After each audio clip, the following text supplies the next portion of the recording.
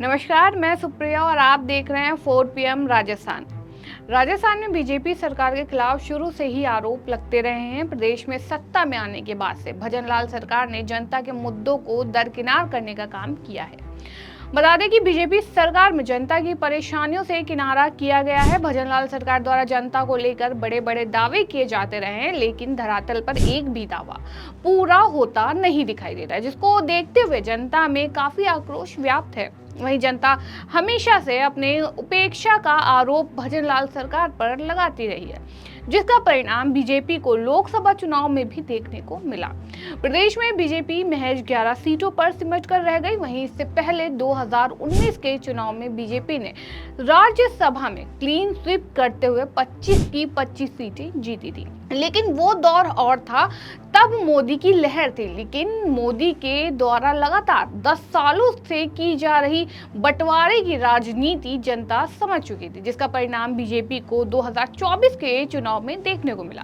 जनता से तमाम वादे करके सत्ता में आए मोदी सत्ता में आते ही अपने सारे वादे भूल गए और जनता को पढ़ाते रहे। वहीं जनता को गुमराह करते करते कार्यकाल बीत गया और 2019 का लोकसभा चुनाव आ गया। इस दौरान मोदी ने एक बार फिर जनता को लुभावने वादे करके 5 साल का समय मांगा और कहा कि इस बार देश का विकास और प्रत्येक व्यक्ति का विकास बड़े पैमाने पर होगा। इस बार जो कमी रह गई है उसको इस बार पूरी तरह से और अच्छे तरीके से किया जाएगा। पिछली सरकारों के द्वारा किए गए भ्रष्टाचार को खत्म करने में 5 साल कब बीत गए पता ही नहीं चला। आपको बता दें कि मोदी की बातों में आकर जनता ने मोदी को एक बार फिर मौका दिया और पूर्ण बहुमत की सरकार बन गई। लेकिन मोदी की झूठ बोलने और अपने कुछ खास लोगों को छोड़कर जनता को दरकिनार कर दिया गया।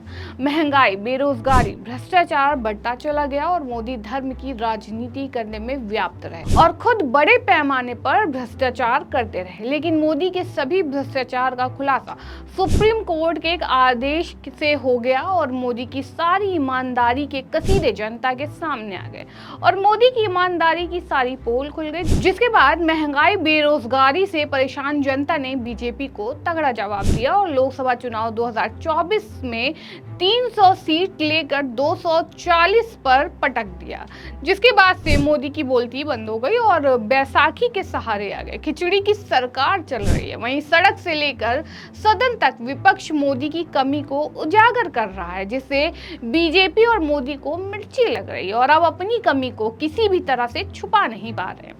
इस कड़ी में राजस्थान में हुए भ्रष्टाचार और जनता के साथ हुए भेदभाव को भी विपक्ष लगातार उजागर कर रहा है और भजनलाल को घेरने का काम कर रहा है।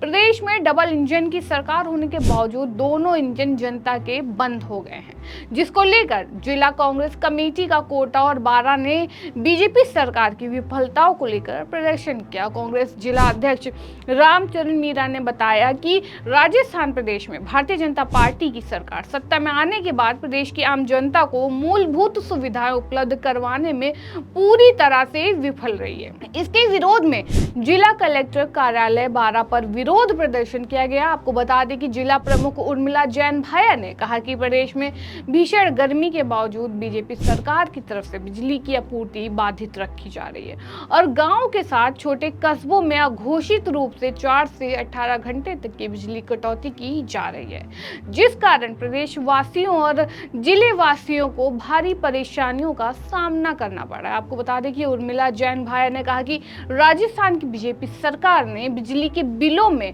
फिक्स चार्जेस की दर को बढ़ाकर आम जनता पर आर्थिक बोझ डालने का जन विरोधी निर्णय लिया है। प्रदेश में अनेक क्षेत्रों में पेयजल संकट के बावजूद पानी की पूर्ति करने में सरकार असफल रही है, जिस कारण अपनी प्यास बुझाने के लिए इन क्षेत्रों के निवासियों को दूरस्थ स्थानों से पैदल जाकर पानी ढोकर लाना पड़ रहा है। वहीं पूर्व विधायक बारा अटरूप पानाचंद मेघवाल ने कहा कि प्रदेश में कानून व्यवस्था पूर्णतः चौपट हो गई है। राजधानी सहित पूरे प्रदेश में दुष्कर्म, हत्या, चोरी, लूटपाट, अपहरण, चैन स्नैचिंग जैसे गंभीर अपराध प्रदेश को शर्मसार कर रहे हैं। आम आदमी अपनी सुरक्षा को लेकर चिंतित है, लेकिन बीजेपी सरकार को आम जनता की सुरक्षा को लेकर कोई चिंता नहीं है। वहीं पूर्व विधायक मेघवाल ने कहा कि आज कानून व्यवस्था की स्थिति इतनी खराब हो चुकी है कि लोगों को अपने घर को छोड़कर कहीं जाने से पहले भी अपने परिवार संपत्ति की सुरक्षा को लेकर चिंतित होना पड़ रहा है।